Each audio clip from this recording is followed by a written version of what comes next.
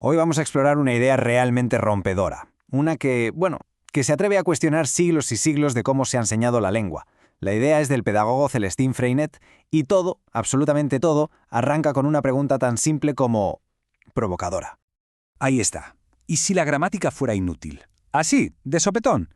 Esta fue la bomba que soltó Freinet hace ya casi un siglo para sacudir a su público. Para muchos profes de la época esto era, una blasfemia en toda regla. Pero para él, no. Para él era el pistoletazo de salida de una auténtica revolución en las aulas. Y es que con esa pregunta Freinet no se andaba con chiquitas. Era el inicio de una crítica feroz, demoledora contra la educación de siempre, lo que él llamaba la escolástica. Pero claro, para poder entender la solución que él proponía, primero tenemos que ponernos en su piel y ver el problema como él lo veía. Y el problema era una enseñanza de la gramática totalmente muerta, mecánica, desconectada de cómo hablamos y escribimos de verdad. Y ojo, que esto para él no era solo una idea abstracta, ¿eh? Le vino de una experiencia muy personal. Fíjense, después de la Primera Guerra Mundial, Freinet se para a pensar y se da cuenta de algo increíble.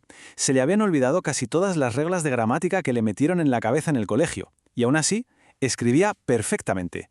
Ahí se dio cuenta de que lo importante, lo esencial, no era saberse las normas de memoria. Y aquí está el meollo de todo su argumento. Freinet decía que los pedagogos de la vieja escuela se obsesionan tanto con la regla, con la norma, que acaban matando la vida del lenguaje. Es que convierten algo que está vivo, que fluye, que cambia, en una especie de manual de instrucciones para un electrodoméstico. Y no estaba solo en esto. No era el único que lo veía así. El famosísimo escritor Anatole France, nada menos, iba por la misma línea. Para él, esa obsesión por la ortografía perfecta era una pérdida de tiempo brutal para los niños, algo que, en lugar de ayudar, lo que hacía era ponerle freno al desarrollo del conocimiento. Miren, aquí tenemos un ejemplo práctico de este desastre. Es de un chaval de 15 años en Marruecos. Si se fijan, tiene un vocabulario bastante bueno, la ortografía es casi perfecta, pero el texto no tiene ni pies ni cabeza. Es un sinsentido, un ejemplo perfecto de cómo saberse las reglas de memoria no te garantiza saber comunicar. Y esto, la verdad, suena muy actual, ¿no? Con tanto examen estandarizado que valora más la memoria que la capacidad de expresarse de verdad. Y si el ejemplo anterior era claro, esta anécdota es ya brillante. Ilustra a la perfección lo inútil que es la repetición sin sentido. La historia es así. Un alumno comete un error muy típico en francés. Escribe «je partis». ¿El profesor qué hace? Pues lo de siempre. Le castiga a conjugar el verbo 100 veces. 100. ¿Y cuál es el resultado? Pues que cuando el chaval termina, le deja una nota al profesor que dice «Señor, como había terminado mi castigo y usted no había vuelto, je partis». Vuelve a cometer el mismo error. El castigo no sirvió de nada. 0. Vale, entonces, si la memorización y el castigo no funcionan, ¿cuál es la alternativa? Pues aquí es donde Freinet saca su arma secreta, una analogía que es sencillamente brillante y que es la clave de todo su método. Dice que aprender a escribir es como aprender a montar en bici. A ver, vamos a hacer un ejercicio de imaginación. ¿Cómo enseñaría a montar en bici una escuela de las de antes, una escolástica? Pues primero te darían un tocho para estudiar la teoría del equilibrio. Después, examen de memorizar el nombre de cada pieza de la bici.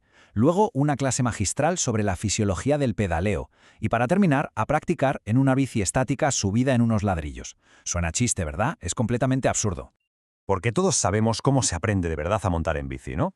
La forma natural es, te subes, te caes, te levantas, te sacudes el polvo y lo vuelves a intentar. Y te caes otra vez. Y así, es pura prueba y error, experiencia directa. El equilibrio no se aprende estudiando un libro, se aprende sintiéndolo en el cuerpo. Pues bien, esta lógica tan simple, tan de sentido común, es exactamente la que Freinet aplica a la escritura. Y a eso lo llamó su solución, el método natural. El corazón de este método es un concepto que él llama tentativa experimental, que no es otra cosa que el ensayo y error de toda la vida. Es el motor que usamos para aprender todo lo importante, a caminar, a hablar. Nadie nos dio un manual para aprender a andar. Pues Freinet dice que con la escritura debería ser igual. No se trata de memorizar las reglas del juego antes de empezar, sino de empezar a jugar para, poco a poco, ir descubriendo las reglas. Y la herramienta principal para jugar a este juego es lo que él denominó el texto libre. Y esto es un cambio radical. Aquí el punto de partida es un texto que escribe el propio niño o la niña. ¿Sobre qué? Sobre lo que le apetezca. Su vida, lo que piensa, sus experiencias. Ese texto personal se convierte en la arcilla, en la materia prima con la que se va a trabajar. Muy bien. La teoría suena genial, pero ¿cómo se lleva esto al aula? ¿Cómo funciona en la práctica? Pues Freinet lo organiza todo en un proceso muy natural, muy orgánico, que tiene 5 etapas. Al principio todo empieza con una expresión muy simple. Con el tiempo los textos se van haciendo más complejos por sí solos, y entonces llega el paso clave, la construcción colectiva.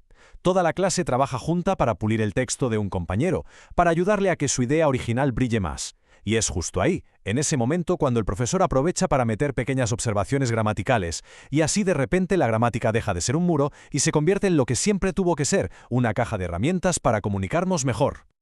Vamos a verlo con un ejemplo real para que quede clarísimo. A la izquierda, el texto libre original de un niño. Es muy directo, pero un poco repetitivo, ¿verdad? Y a la derecha, el texto después de pasar por el taller de la clase. Fíjense en la diferencia. Es mucho más rico, suena mejor, está más vivo. Pero lo más importante, la idea original no se ha tocado. Simplemente se le ha ayudado a que florezca, a que se exprese con más fuerza, con más elegancia. Esto es el método en plena acción. Y para terminar, vamos a dejar que hable un estudiante de 14 años. Esto es lo que sintió después de enfrentarse a un libro de gramática. Decía: esas reglas idiotas y rígidas me hacen sucumbir a su peso. Bajo su amenaza, me hundo y me ahogo. ¿Seré capaz de nadar algún día? Es una pregunta tremenda. Nos deja pensando si a veces, con la obsesión por enseñar las reglas para no ahogarse, lo que estamos consiguiendo en realidad es que mucha gente ni siquiera se atreva a meterse en el agua.